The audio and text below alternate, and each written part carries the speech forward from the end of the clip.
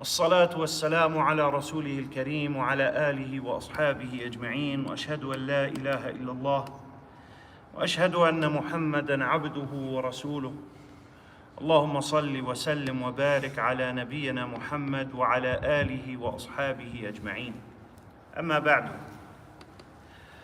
There's a verse at the end of Surah Al-Fatih. Allah subhanahu wa ta'ala mentions in this verse something that many of us have heard, but as well many misunderstand. He says subhanahu wa ta'ala, describing the Prophet sallallahu alaihi wasallam and his companions, and by extension those who follow the way of Muhammad and his disciples, alayhi salatu wassalam. He gives a description of them, a description which is found in the Torah, the book of Musa alayhi salam. The Prophet Muhammad sallallahu alayhi wasallam was described in this verse, and Allah mentions that this description of Muhammad is the one found in the Torah. Allah subhanahu wa ta'ala says, سِيمَاهُمْ فِي وُجُوهِهِمْ مِنْ أَثَرِ السُّجُودِ.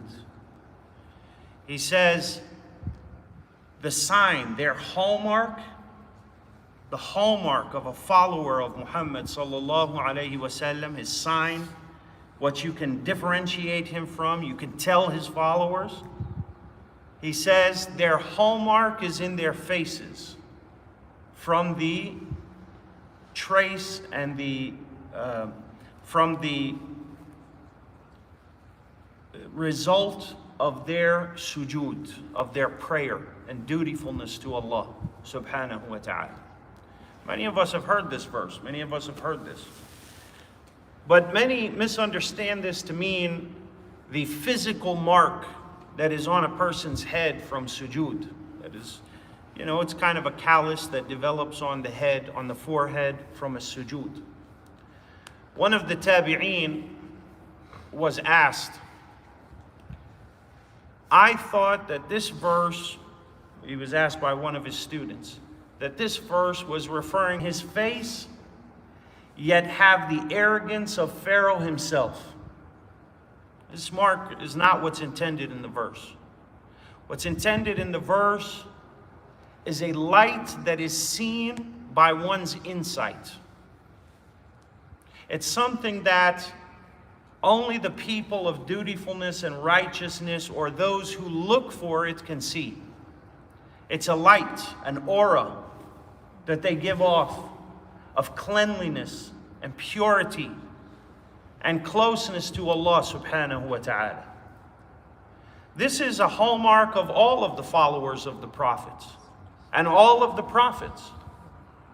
The Prophet Muhammad sallallahu alayhi wasallam was approached many times by his enemies and was caught in a compromising position where they could kill him.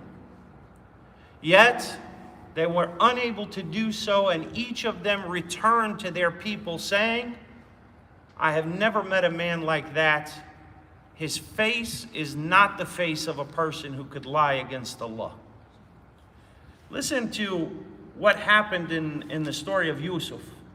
Yusuf alayhi salam is approached by two men. One of them had a dream that he was juicing grapes in order to make wine. And the other saw in a dream that he had a piece of bread over his head and the birds were eating from it. They came to him and they said, Nabbi'na bita'weedihi. Tell us what these dreams mean. But here's the point. They said, Inna naraka min al-muhsinin. We see that you are a person of righteousness. He's in jail. That's not where you go to find people of righteousness. That's where the dark people are.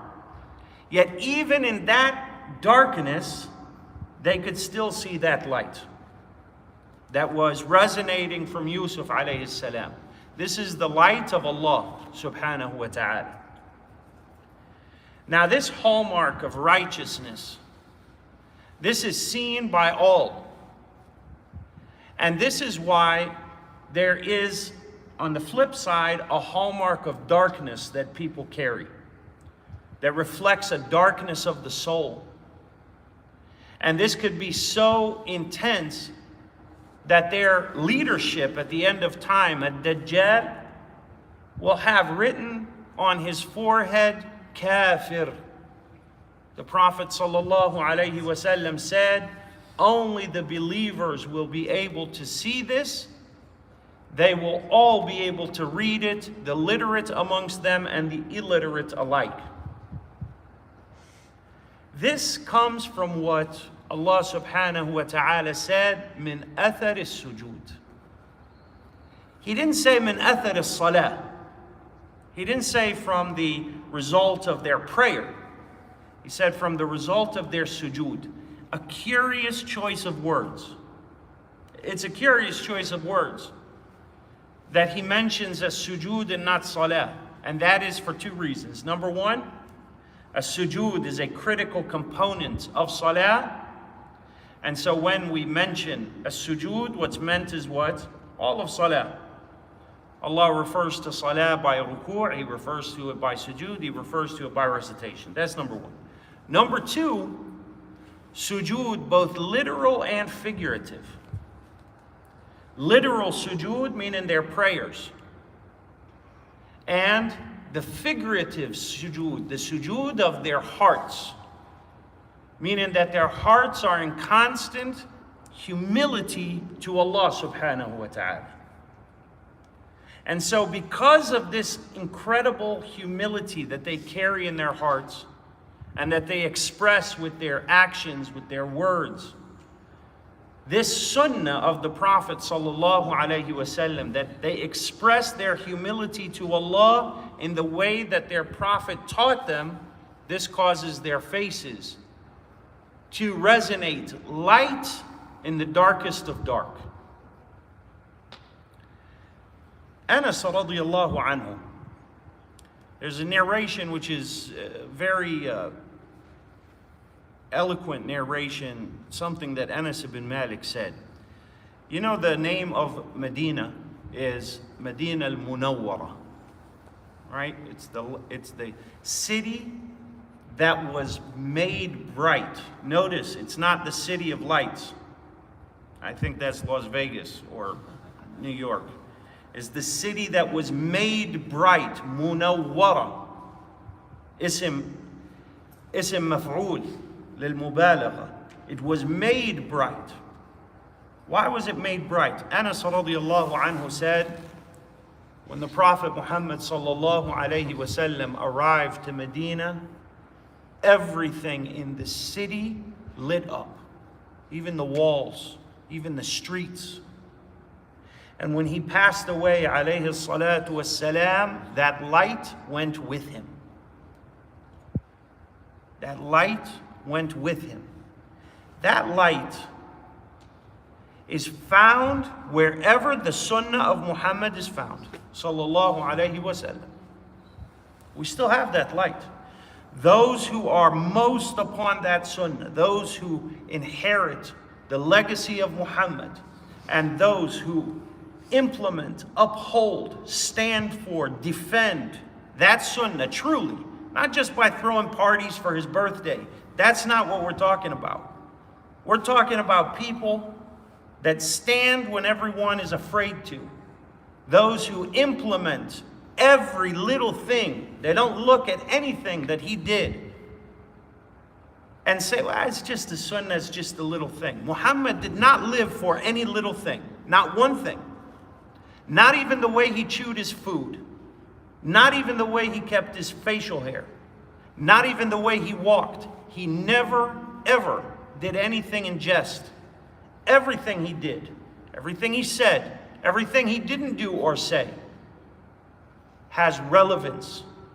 And those people who uphold and adhere to his sunnah in that way, that light goes with them wherever they are. And wherever they are, everything about them lights up.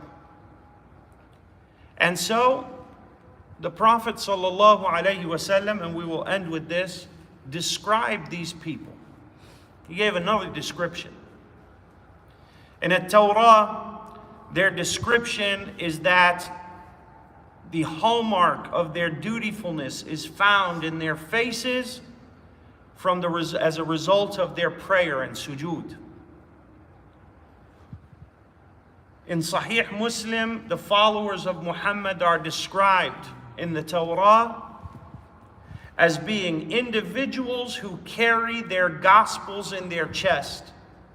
He is sent with a book that no amount of water can wash away, meaning that they are people who will memorize their book.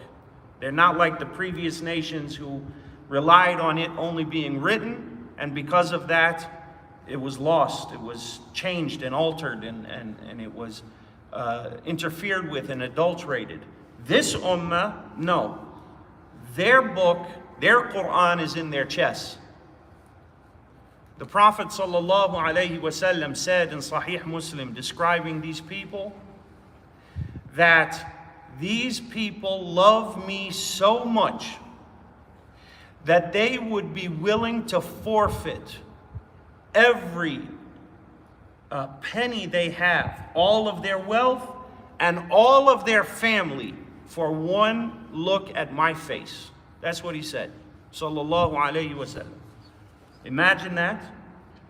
People that love him so much that they would, in a heartbeat, they wouldn't even hesitate, trade every penny they have and every child and wife and everything just to see his face one time, alayhi salatu wassalam.